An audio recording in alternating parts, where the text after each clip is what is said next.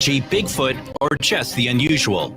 This week we talked to Joseph Lanny, known as the Ghost Cop. On the 20th anniversary of 9/11, we talked to Joseph, who was a cop assigned to Fresh Hills, where all the wreckage of the World Trade Center was sent. He tells us about the spirits he saw there and how the experience changed his life. Join me every Sunday at 4 p.m. for Ghost Box Radio with Greg Bucket on AM 950, even if you're a skeptic. If the statistics say that 1 in 3 Native women and 1 in 6 Native men have experienced sexual assault in their lifetime, it means our whole community is affected by sexual violence. 1 is too many. Don't stand by, stand up. Don't engage in acts of sexual violence, and shut down the dirty jokes, the gossip, the victim blaming and shaming. As a community, we can change the way we respond. Contact the Minnesota Indian Women's Sexual Assault Coalition to attend a workshop to learn more. Sponsored by the Minnesota Indian Women's Sexual Assault Coalition. Hey, Ogimaa, I've been hearing a lot about this term, climate justice. What is that? Climate justice is recognizing that the negative impacts of climate change don't affect all people equally. It also means transitioning from a fossil fuel-based economy to a more sustainable future. MN350 is one of the groups that's pushing for this transition to protect our futures. You can even get involved too. That's great, especially since I'm concerned about pipeline projects like Line 3. How can I help MN350? Just find them on Facebook or visit mn350.org.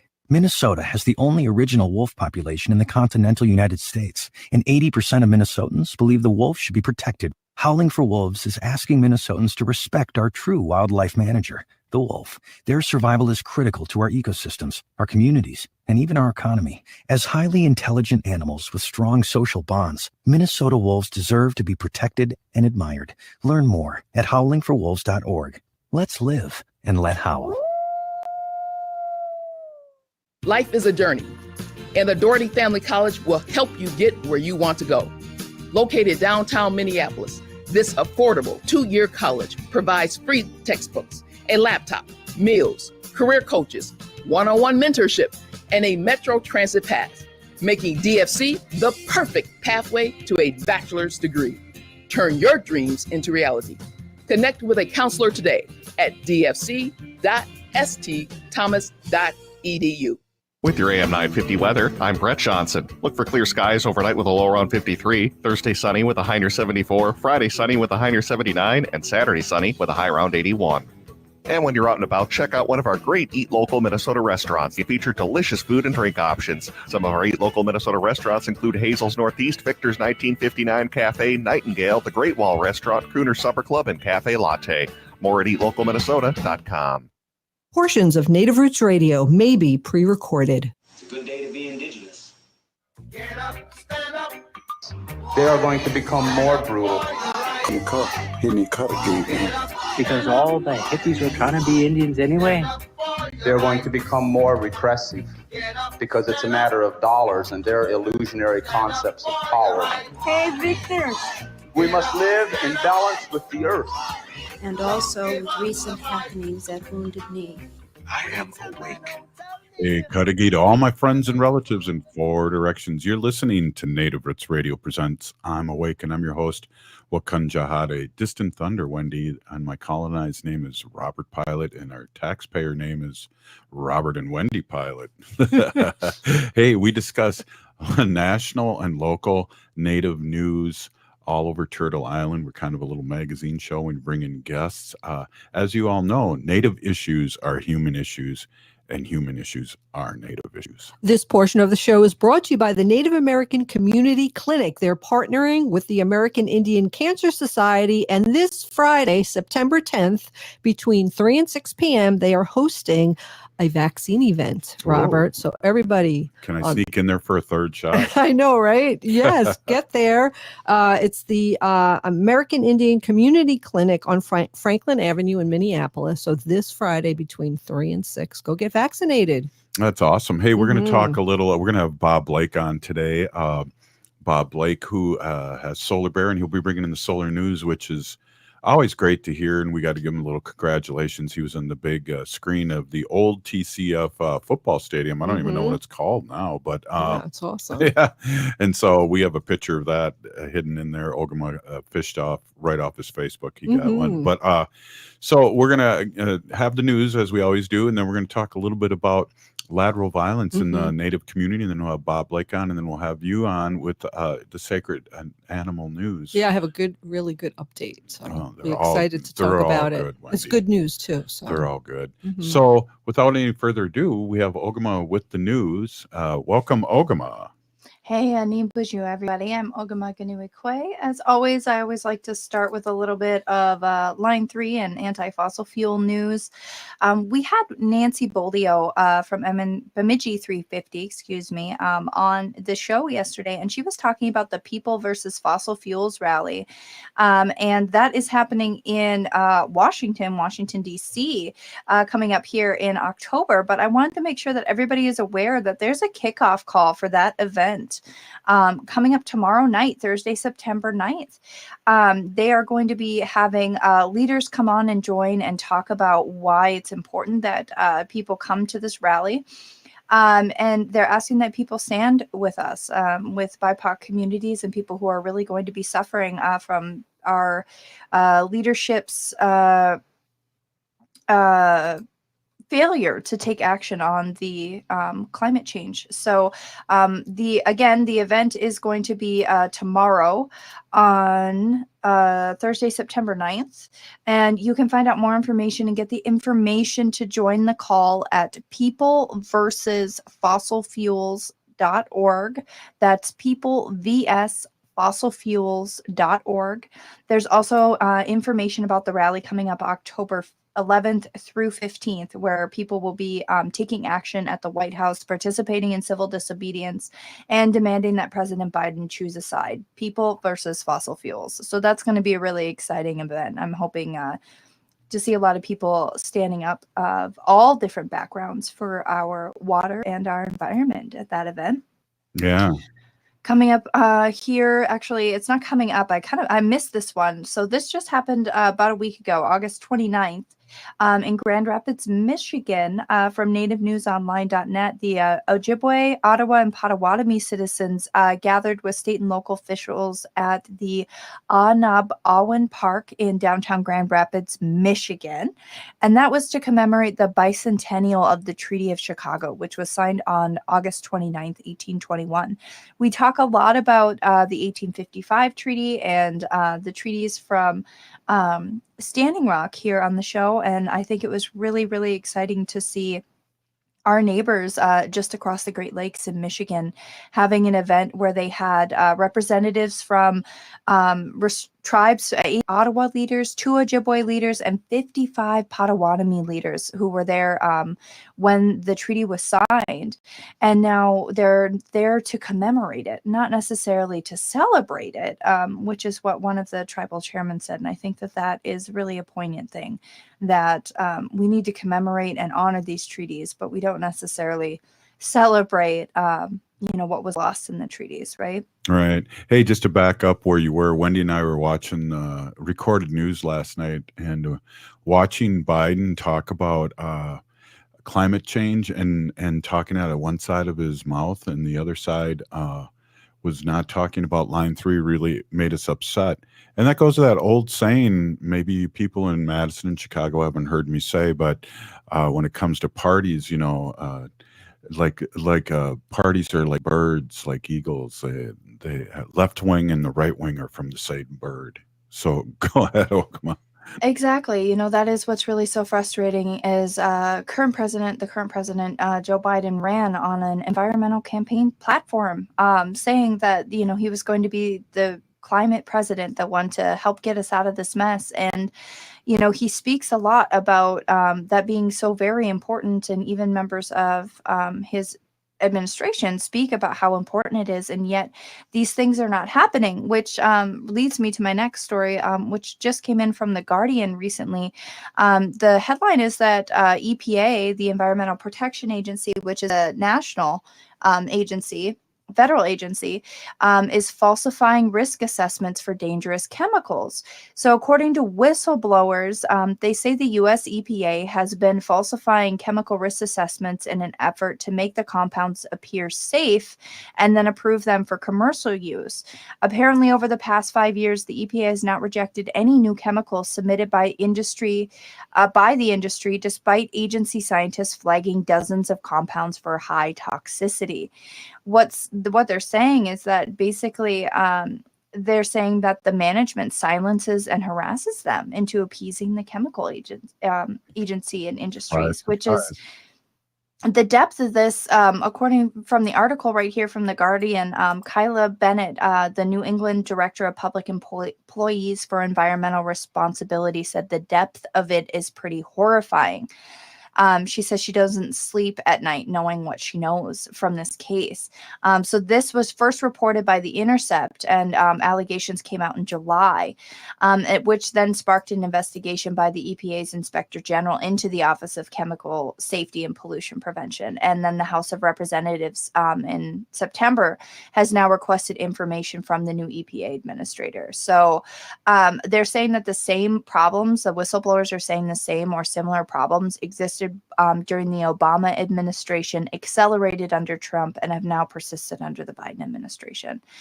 I can't say we're really surprised, but it is terrifying when we think about, I don't know who remembers DEET or who learned about DEET in school. And what was the other one, Robert? The one that was killing the birds?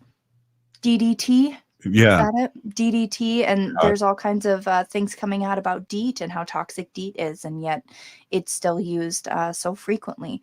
Wendy used to chase the trucks in Long Island. When I was a kid in the early 1960s, the trucks would come around and spray this white smog to get rid of all the bugs and the, whatever.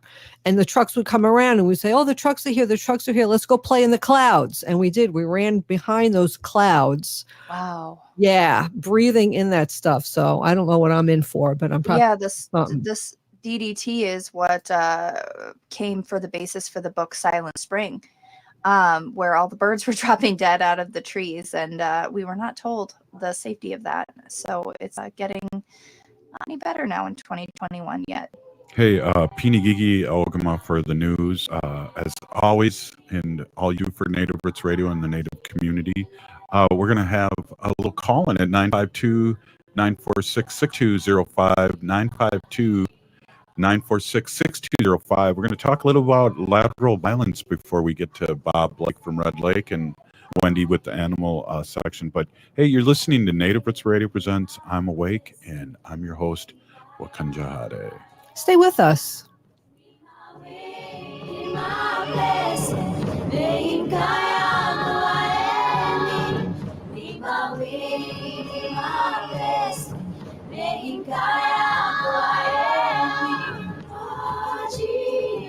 We are your relatives, We are your relations, brothers, sisters, sons, daughters. And some of us are your grandchildren. We are your community. Historically, we held places of honor and respect. Because of the impact of colonization, some of us are rejected, thrown out from family, friends, and community, set up as targets for sexual violence, sex trafficked, humiliated, tortured, and murdered.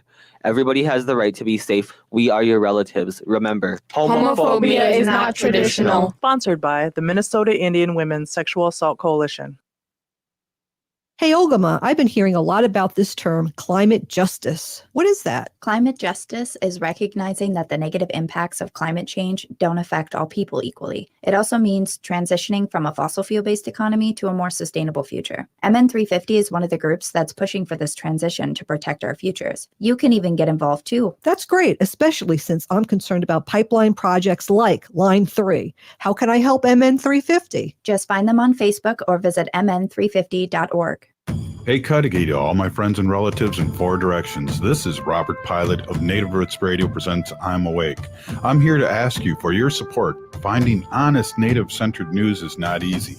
But with your support, we're able to provide accurate information about Standing Rock, Line 3, treaty violations, and COVID-19 in our Native communities. Please visit Native Roots Radio Network on Patreon and donate if you can. That's Native Roots Radio Network on Patreon. Pinigigi, and thank you for your support. Hey, Wendy, what are we doing for dinner after the show? How about we go to J. Selby's on 169 Victoria Street in St. Paul? They have a delicious plant-based menu that's compassionate and environmentally sustainable. I'm getting their spot-on vegan Big Mac, the dirty secret. You can pick up and they deliver within a 5-mile radius, or you can call them at 651-222-3263 or visit jselbys.com. Well, you sold me, Wen. Let's go order at J. Selby's tonight. I'm hungry. Bonjour, I am Oshawashko Gijig. I'm from Red Lake Nation, and you're listening to Native Roots Radio. Welcome back to Native Roots Radio presents I'm Awake. This portion of the show is brought to you by MN350, a grassroots organization fighting for climate justice. Hey, yeah, so let's talk a little bit about lateral violence, and why don't I bring in Lewis here to start us off here. Lewis, your thoughts, and then we have a phone call, a caller to get jumping on. You know, lateral violence. I don't know why I'm getting echo. Sorry about that. But lateral violence basically is a remnant of generational trauma. It's a remnant of personal trauma. And when we consider lateral violence, it is an act of someone that needs help. It's an act of someone that does not know how to process their own trauma. And I think that lateral violence not only degrades community, it degrades activism, it degrades self-esteem and self-worth of people. And us as a community, we need to be very cognizant of how we talk to each other and how we interact with each other, and always come with the steps of love, respect, and honor. Our values, our traditional values, do not exhibit any type of lateral violence. Our traditional values are based in love, not lateral violence, Robert. Right on. And, I think one of the things that we try to do and have learned to do and again, try to do is pray for that person because that's the only thing that you can really do. Right, Ogimaa? Right, exactly. I mean, when we're talking about lateral violence, we're talking about hurt people hurting other people is really what it is. As Lewis said, it's a remnant of trauma that's been experienced, trauma that was inflicted upon Native people, trauma that still continues today from that infliction of trauma, from being removed to our homelands or from our homelands and relocated, being murdered by disease and war, and then later put onto reservations and hauled off to what they call residential schools, but are essentially concentration camps for children. Yeah. And our people are still recovering from this. And, people like to think that this was such a long time ago, but I mean, in a lot of families, it's not even a full 2 generations behind them, the residential school experience. And, that comes out in that, what is that story you tell, Robert, the crabs in a bucket theory? Yeah, definitely pulling each other down. And one of the, it's hard because I think it's even sooner than 2 generations ago. I think I see family members, I see people all over that have anxiety that's built into their DNA, and it's hard to watch, and it's hard to, because you want to blame certain things for this, but it's really the trauma and not dealt with the trauma. I know a lot of alcoholism, and it's not just on white people, or just on Native people. It's on everybody with alcoholism.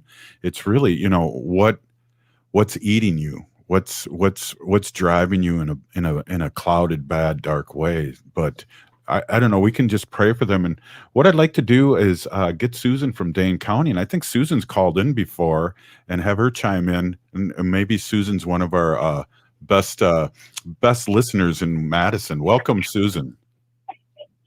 Oh, thank you. Yes, I just love your show. I learn so much every time I listen to it, and thank you for all that.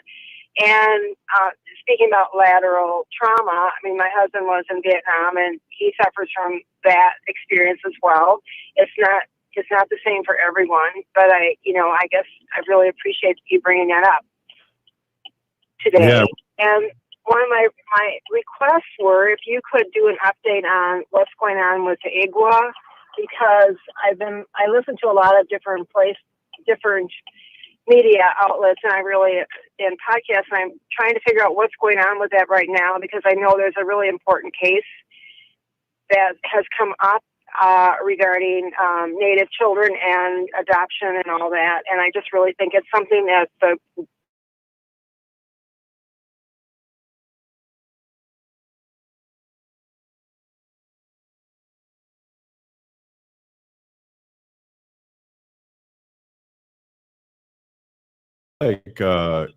Lewis, are you there? Could you I'm here. Talk about ICWA a little bit here? Yeah, absolutely. I'm not too sure what happened there. It looks like we went down for a little bit, but yeah. So Indian Child Welfare Act was created in 1978, and the basis of it was a response towards children being Native American children being given to non-Indian families. And what we're seeing in Texas is that we are seeing another remnant of what we call part of these racist laws. As we know, in Texas, they are trying to refute Roe versus Wade. They've ruled some very archaic, laws and enacted that down there. The Supreme Court has solidified those, unfortunately. And when it comes to the Indian Child Welfare Act, the proponents of getting rid of ICWA is that children go to, quote, traditional Christian families. And this is the words out of their mouth, not mine. And when we talk about ICWA, we're talking about a return to give Indigenous people, Indigenous children, an opportunity to reconnect with who they are. And part of genocide, part of the Holocaust of Indigenous people, was ripping children away from their traditional ways. And what's a great form of genocide? It's taking children away from their families, Christianizing them, or making them part of non-traditional families, getting rid of their identity, which hurts their self-esteem, hurts their self-image, and takes away the Indian from the man. And of course, as we know with Carlisle boarding school, the mantra was kill the Indian, save the man. That's exactly what ICWA is meant to protect, is to make sure that these kids have a good home, a good Indigenous home to go to. And this is archaic. It's based in racism, and it's based in oppression of Indigenous people, Robert. Right. And if you watch, I believe it's Blood Memory, the documentary, it talks specifically about that. And me being an adoptee too, I'm back in the last 7-8 years now, just learning who I am and my culture. And that was taken away from me. I was one of the lucky few, Lewis and Susan, that I was adopted in a good white family that really was loving and caring, but that's not the norm. That's been what my experience is by talking to people. That's not the norm. So people have been shamed for their black hair, their dark skin, and by families all over Turtle Island. One thing too, Blood Quantum is a great documentary. And also, if you're into podcasts, I got to say, Finding Cleo, which was done by the BBC or the CBC or the radio broadcasting, Canadian radio broadcasting. That is one of the most heart-wrenching true story about the 60s scoop in Canada. And me being born in 1961, I was part of the 60s scoop in the United States. So I think I really appreciate you bringing that up. And I think, that's part of everybody's trauma, where they're coming from. I see it in my birth mother, a lot of trauma because she gave me up at a very young age. I see it all over where people are jealous of other people and other things. So I really appreciate that, Susan, our #1 fan in Madison, you bringing this up in a good way.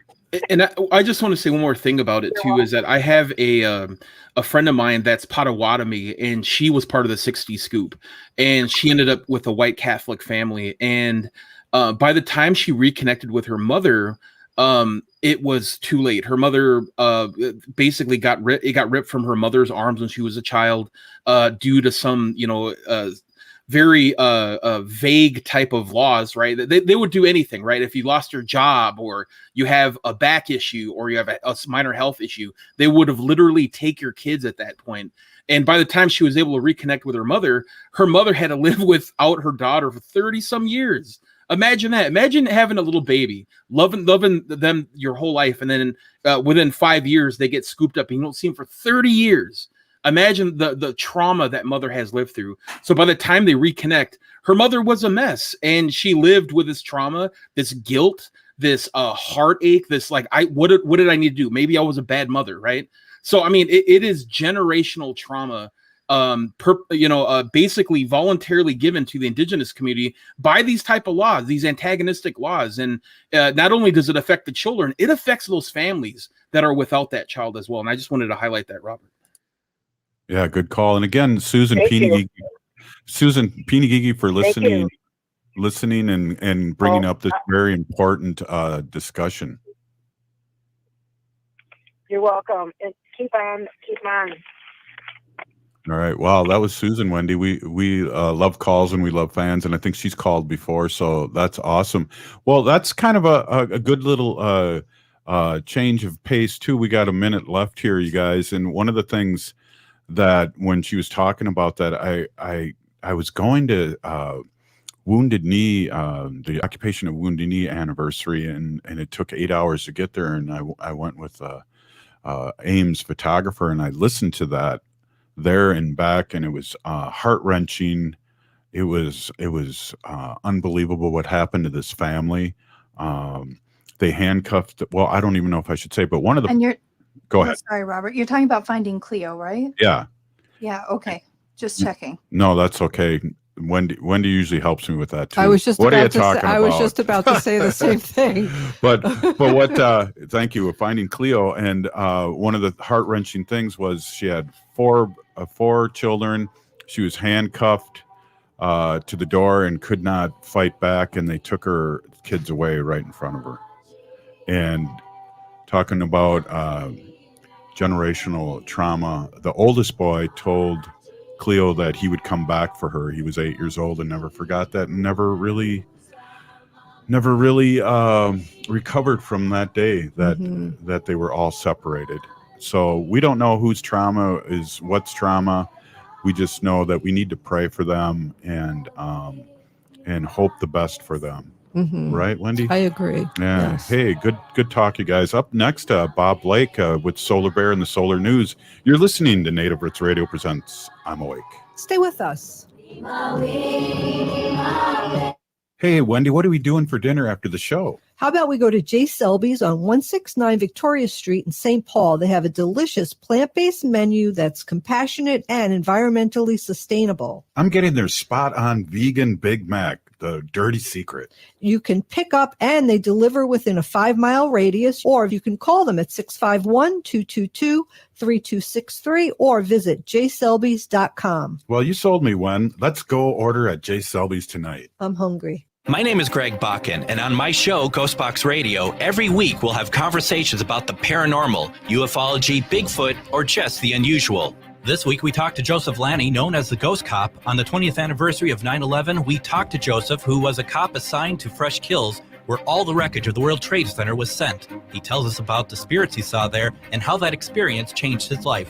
Join me every Sunday at 4 p.m. for Ghostbox Radio with Greg Bakken on AM 950, even if you're a skeptic. Now, more than ever, we are being faced daily with the topic of human mortality. And for many people, estate planning has been top of mind. Getting your estate planning done now can be easy and cost-effective. Schroman Law offers virtual options for initial consultations so that new clients can safely initiate the process. With many facing uncertain financial situations, Schroman Law also offers affordable fees for legal documents. Learn more at schromanlaw.com. That's SCHROMEN law.com. Minnesota has the only original wolf population in the continental United States, and 80% of Minnesotans believe the wolf should be protected. Howling for Wolves is asking Minnesotans to respect our true wildlife manager, the wolf. Their survival is critical to our ecosystems, our communities, and even our economy. As highly intelligent animals with strong social bonds, Minnesota wolves deserve to be protected and admired. Learn more at howlingforwolves.org. Let's live and let howl. Seward Co-op is now offering convenient self-serve and prepackaged hot options and salad bars at both the Franklin and Friendship stores. Breakfast items available daily until 11 a.m. and brunch served all day every Sunday. Their weekly lunch and dinner menus highlight cuisines from around the world. They offer vegan, vegetarian, and gluten-free options daily. 95% of the ingredients used are organic from small-scale, local community food producers whenever possible. More at seward.coop. You've heard the screamers, you've heard the shouters. Well, now it's time to listen to a real conversation. Now it's time for the Rick Unger Show. Weeknights from 8 to 10 p.m. on AM 950. Hi, my name is Frank Brown, owner of Minuteman Press Uptown. We're not just another print shop. We give back to the community and stand up for racial, social, and economic justice. At Minuteman Press Uptown, we understand Black Lives Matter and know love is love. We're the only minority-owned and proud union shop in the state. We're community involved and have over 100 years of industry experience. We believe our employees are vital to our success. That's why we pay a living wage with benefits. This is Chad, owner of AM 950. I chose Minuteman Press because they match the values of our business. Their design team took our vision and idea and turned them into a beautiful, professional printed marketing piece on time as promised. They can help your business, nonprofit, or political campaign with printing, direct mail, signs, or other promotional needs that will help grow your organization. Call the printing company AM 950 Trust, Minuteman Press Uptown at 612-870-0777 or find them online at mpuptown.com. With your AM 950 weather, I'm Brett Johnson. Look for clear skies overnight with a low around 53, Thursday sunny with a high near 74, Friday sunny with a high near 79, and Saturday sunny with a high around 81. Eat Local Minnesota is a resource to find truly independent Minnesota restaurants. Those restaurants feature high-quality food and unique eating experiences with great wines, local foods, original dishes, vegetarian options, and much more. Find a full list of all those restaurants at eatlocalminnesota.com. Hi, I'm Jane Fonda, and you're listening to Native Roots Radio. Hey, welcome back. Native Roots Radio presents I'm Awake, and I'm your host, Robert Pilot. This portion of the show is brought to you by the Minnesota Indian Women's Sexual Assault Coalition. I just want to remind everybody that this Friday, September 10th, between 3 and 6, the American Indian Community Clinic on Franklin Avenue in Minneapolis is having a vaccine event. So head on down there. Yeah, wow, good call. Hey, I just want to give a quick shout out to Lewis here for jumping in on the ICWA question. Great job as always, and it's great to have you aboard as always. Hey, we have Bob Blake, and it's a super positive day here on Native Roots Radio, and Bob brings us a lot of great joy because the future is now, and the future in solar and wind and all these great things are happening, and he's letting us know and leading the way. Welcome, Bob Blake. Hey, how's it going, Robert? How you doing? Happy Wednesday, everyone. Yeah. So what's shaking? You got the solar news. It's Solar Bear with the solar news here on Wednesday, Wendy. It is the solar news with the Solar Bear. And I've got 3 great stories, Robert. So the first story is coming from the Biden administration. And it's actually just came out today. And basically the Biden administration released its blueprint today to essentially, turn our grid into renewable energy. Okay, and what's really cool about this is, the price of solar has come down so much that 20% of this country's electricity can be taken care of just by solar itself. So this doesn't include any other type of renewable energy, Robert, but just 20%, can literally be taken care of by solar because of the price has gone down so astronomically. So that's really cool. Yeah, it is. And it's good news compared to what he's saying yesterday, but we still need him to stop line 3, right? Right, absolutely, right? Because that's the point, right? Like, and that's what, like, everyone needs to understand who's listening right now. Like, it's so important that we have to stop things like Governor Walz is perfect for this, right? Oh, technology is going to take care of it. It's going to wash it out. No, that's not the point, Governor. You have to stop line 3. Like, we can't have 40, 50 coal plants, being, put up in the air. That just totally ruins everything that we're trying to do. Not only that, Robert, we don't have the time, right? Time is running out. So we can't put that other type of carbon into the air. So But also, too, real quickly on this whole Biden administration deal here, they're saying that the scientists have told them, though, that this will help basically offset a lot of effects that are happening with global warming, and that this is needed ASAP. So basically what they're doing here is they're really pushing the policy, right, Robert? That's what we have to do. We have to push the politicians. We have to create the policies, and we need to get in the right politicians into making the decisions, right? Republican or Democrat. I don't care, everyone who's in there, whatever they're, the donkey or the elephant, they need to be climate champions. That's the bottom line. 70% of Republicans and Democrats agree climate change is real, and they want our politicians to do something about it. Hey, Bob, I was walking past the old TCF Stadium at the U Grounds, and I saw this picture on the scoreboard that kind of looked like you. What was that all about? Can you pop that up there, Ogimaa? Oh, that is too funny. Yeah. That there it goes. So yeah. Okay. Yeah. So anyway, that's a very handsome picture of you, Robert.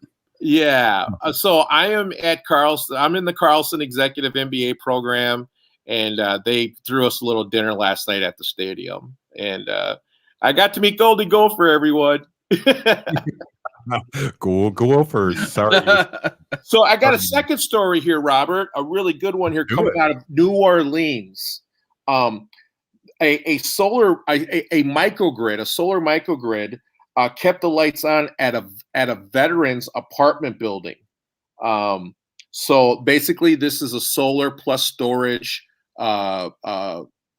system that kept on the lights, and also kept on the air conditioning and everything else that was needed in this apartment building that specifically serves veterans. How about that? A category, what was that? 3 or 4 hurricane comes through, knocks out everything, but the solar microgrid is still running in New Orleans. Yeah, we like to say New Orleans when we go down there, but yeah, that I did see that story. I think you popped that up on your Facebook, and I think I remember you talking about that particular solar plant on the VA about a few months ago. Does that sound right to you? Because I was like, wow, there it is, and it's making it through. Yeah, absolutely. That's the one. But who knew that there was going to be like a big, hurricane come through and like actually test it, right? Like actually test the panels and everything. And it happened and it survived. And I just think it's wonderful. And I just want to also send out a big shout out to Will and Nate Heegard with the Footprint Project, who are my buddies and are doing work down there in New Orleans and are doing a great job. And if you can, please donate to their nonprofit, footprintproject.com. And they bring their own and Bob, they bring their own solar down there to help charge everybody up. Can you explain that? They're absolutely incredible. I've been knowing these guys for like 4 years. We just kind of all talk with each other, and we've all helped each other out, and they're just great guys, and they're here from the Twin Cities, and they actually go all around the country and do this work. So they're just really, really good guys. So I got my last story here, Robert. The third story here is a carbon capture, right? The Swiss signed a $10 million carbon capture deal. So basically, this is technology that will suck carbon out of the air, right? And so here's the thing, everyone. We governments around the world subsidize oil to the tune of $5 trillion. Think about that. If we just like subsidize, if we did the same thing for like this type of technology to the tune of $3 trillion, we could take the carbon out of the air, right? Wow. So, I mean, this is how we have the ability to basically, make a change and stop climate change. So, I mean, this is where we're at. This is where the technology's at. And I mean, we have the ability to do it. We just need the right politicians and the right policy. Also, I want to be able to send a big shout out to Ralph Jacobson, founder of IPS Solar, who's listening to the show right now. Ralph is the god. We call him the godfather of solar. He's been doing solar in the state of Minnesota since 1991, and is currently listening to the radio to the solar news with the Solar Bear. Right on. Hey, while you're giving shout outs, I want to shout out to the Leech Lake Sewing Group out there too. They're listening in and listening to everything you have to say. I want to give them a big shout out. I do have a question. Go ahead. Yeah, the godfather of solar needs a little pinky ring with like a sun on it or something.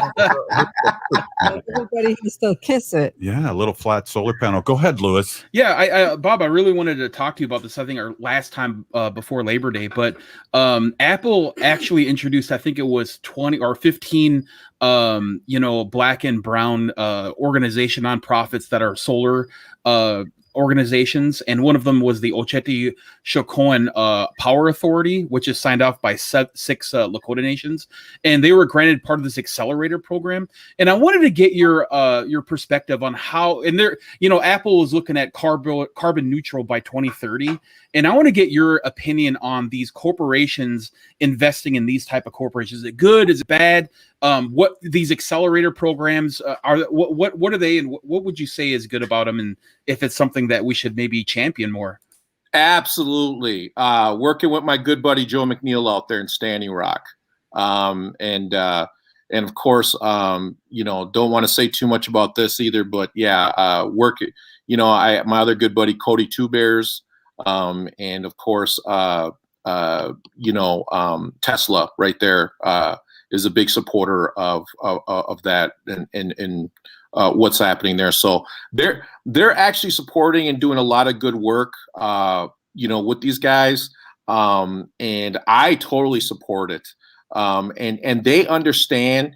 And actually, guys, I was actually out there for an event where I got to meet these guys from Silicon Valley. And I just, Cody invited me out for a special event that he had out there. It was when he had the unveiling of the solar farm out there at Cannonball, out there at Standing Rock. Put me up in a hotel and got to sit and meet all kinds of celebrities and hang out with all these really famous people. But it was just really cool. And I was like, God, I'm only like 2 people away from Elon Musk. I thought that was so cool. But yeah, I think it's wonderful. And I had some really good conversations with these guys. And I think that that for them to support Native projects, and that's what they're really interested in, is they're really interested in supporting Native projects and supporting our attempt of going to energy sovereignty. So that's what I really like. And they understand too, Lewis, that we are in, that Native nations can lead us in our getting and reaching our carbon goals, right?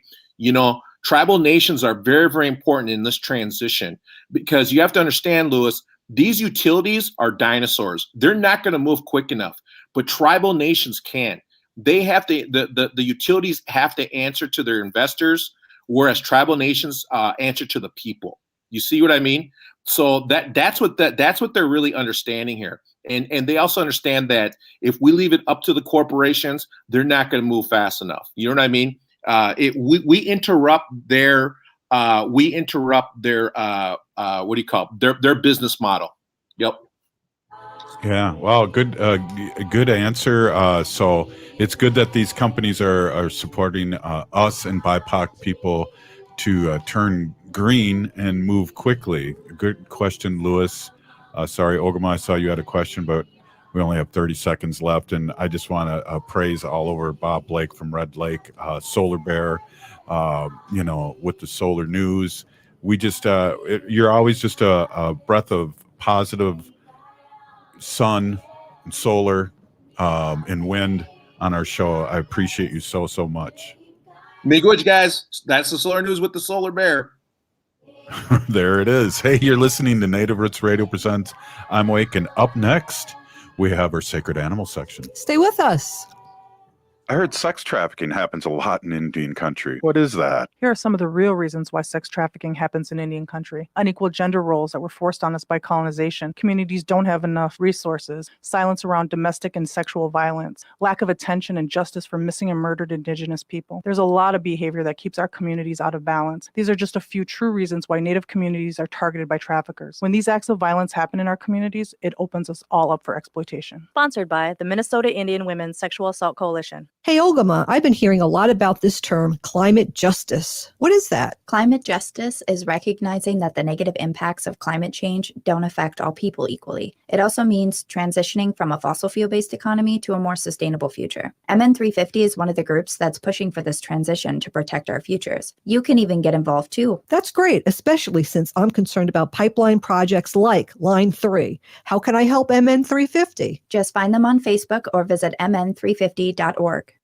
Hey, Cudahy to all my friends and relatives in 4 directions. This is Robert Pilot of Native Roots Radio presents I'm Awake. I'm here to ask you for your support. Finding honest Native-centered news is not easy. But with your support, we're able to provide accurate information about Standing Rock, Line 3, treaty violations, and COVID-19 in our Native communities. Please visit Native Roots Radio Network on Patreon and donate if you can. That's Native Roots Radio Network on Patreon. Pinigigi, and thank you for your support. If you're hurting in your relationship or have been affected by sexual violence, you're not alone. Strong Hearts Native Helpline can help you through these difficult and uncertain times. Strong Hearts Helpline is a free 24/7 confidential domestic dating and sexual violence helpline for Native Americans. Help is available by calling 1-844-762-8483 or by clicking on the Chat Now icon on strongheartshelpline.org. This message is sponsored by the National Indigenous Women's Resource Center. Hi, this is Representative Sharice Davids from Kansas. I'm Ho Chunk, and you're listening to Native Roots Radio. We are the Alusa Nation. Hey, welcome back. Native Roots Radio presents I'm Awake, and I'm your host, Wakanja Hade. This portion of the show is brought to you by Howling for Wolves, protecting wolves for future generations.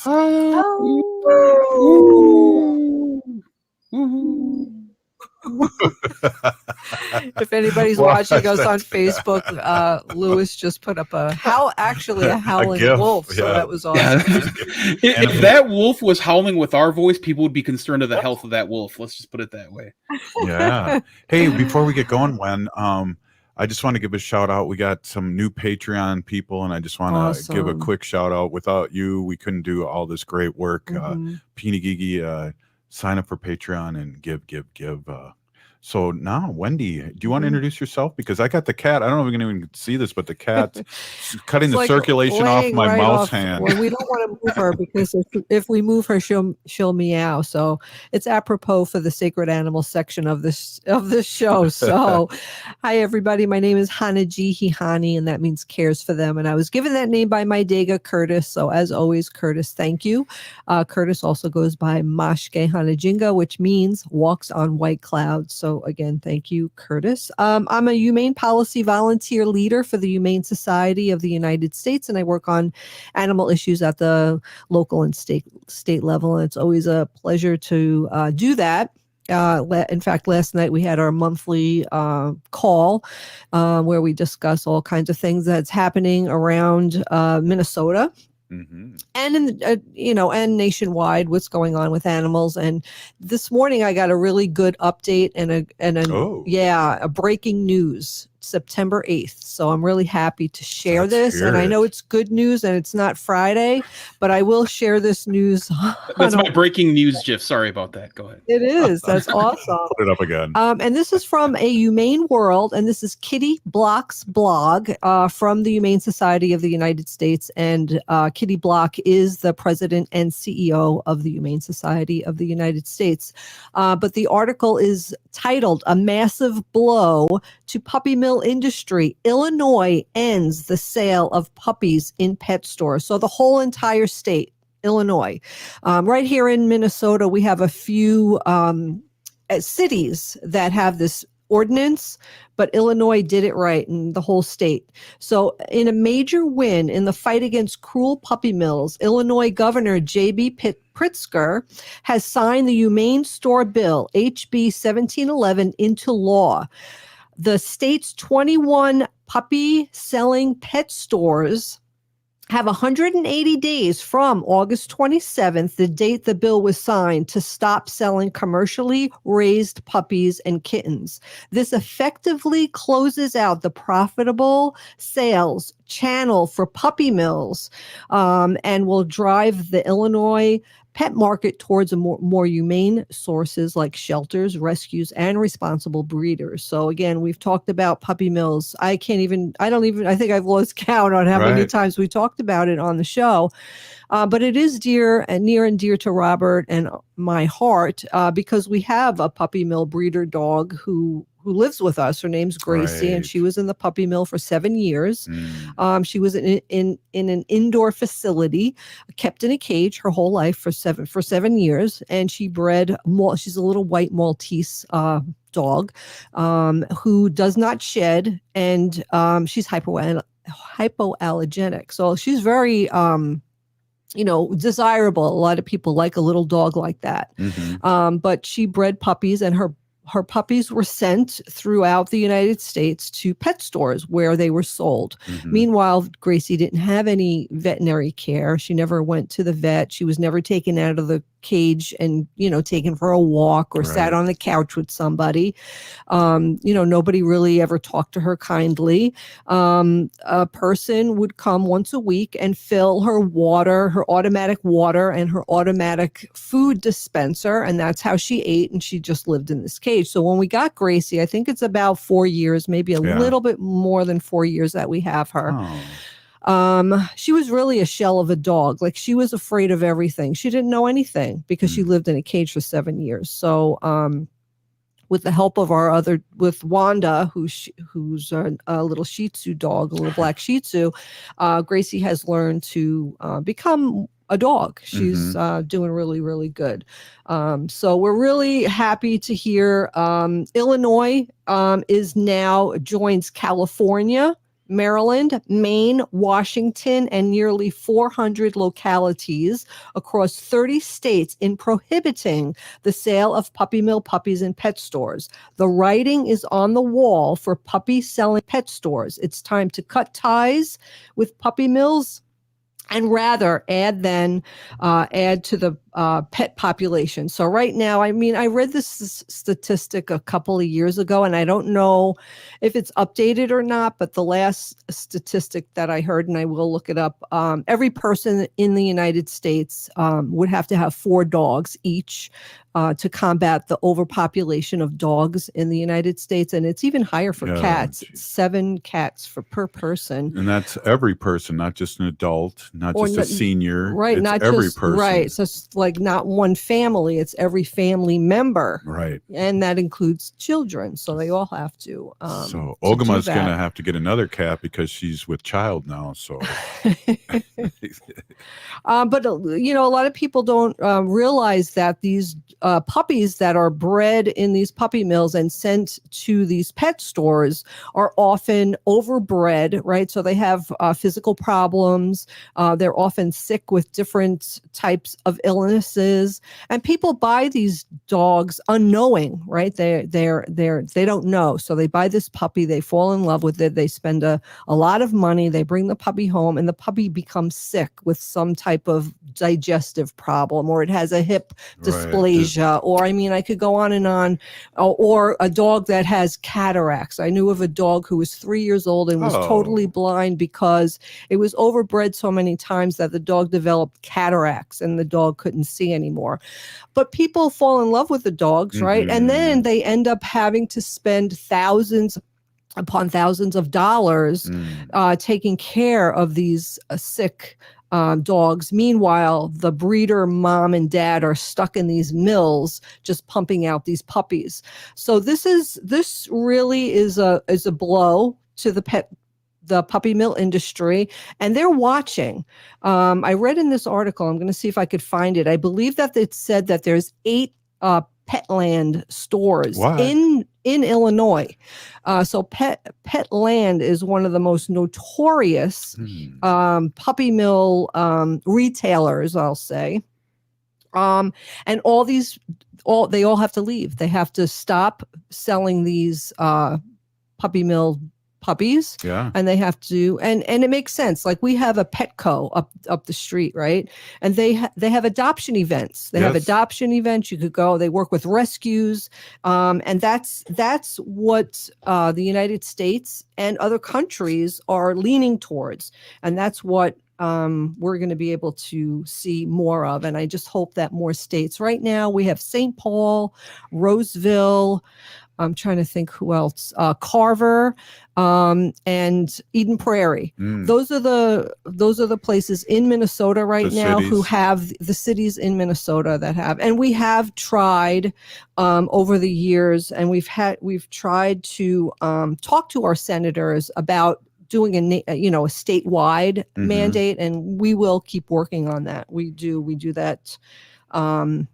Time and time again, when we talk to our legislators, we bring it up every year when it's time, and we talk to them about that. So go Illinois. So thank you for the good news today. We all have to pray for our relatives that are overbred and not dealt with in a good way. Yeah, so we really do. We always support adoption and not shopping. Exactly. Yeah. Hey, I would like to end with these thoughts. If you're listening to the show, you are part of the resistance. From Chief Plentycoops, the ground on which we stand on is sacred ground. It is the blood of our ancestors. We need to resist, divest, join a group, run for office, and adopt. You're listening to Native Roots Radio presents I'm Awake. Pinigigi, Ogimaa, Lewis, Wendy, and Bob Blake from Red Lake. We are still here. We are the 7th generation. Free Leonard Peltier. Stop line 3. Please get vaccinated. Fine dining, walking paths, gardens, and green space. The